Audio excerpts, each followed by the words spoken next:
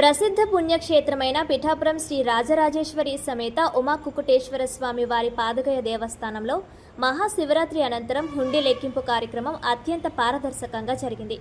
ఈ సందర్భంగా ఆలయ ఏసీఎన్ ఈవో కాట్నం జగన్మోహన్ శ్రీనివాస్ మాట్లాడుతూ గత 17 రోజులకు ఫిబ్రవరి 4 నుండి ఫిబ్రవరి 20వ తేదీ వరకు సంబంధించి భక్తులు సమర్పించిన కానుకలను అధికారులు లెక్కించారని, సాధారణ హుండీ ఆదాయం 12,07,546, అన్నదాన హుండీ ఆదాయం 14,341 రూపాయలు, మొత్తం ఆదాయం 12,21,887 రూపాయలని తెలిపారు.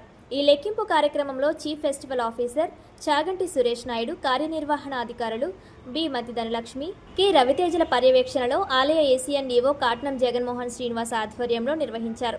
ఈ కార్యక్రమంలో ఆలయ సిబ్బంది, బ్యాంక్ అధికారులు, పోలీస్, రెవెన్యూ సిబ్బంది, అర్చకులు, భక్తులు పాల్గొన్నారు.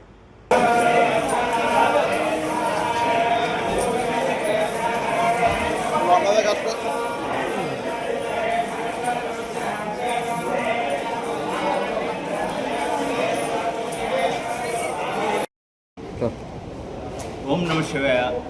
దక్షిణ కాశీగా విరాజిల్లుతున్న ఈ పాదగయ క్షేత్రంలో శ్రీ కుకుటేశ్వర స్వామి వారి దేవస్థానంలో మహాశివరాత్రి పర్వదినం అనంతరం ఈరోజు హుండీలని తెరిచి లెక్కించగా 17 రోజులకు గాను నోట్ల ద్వారా 10,06,567, చిల్లరగా 2,09,979 రూపాయలు, వెరసి 12,07,546 రూపాయలు వచ్చింది.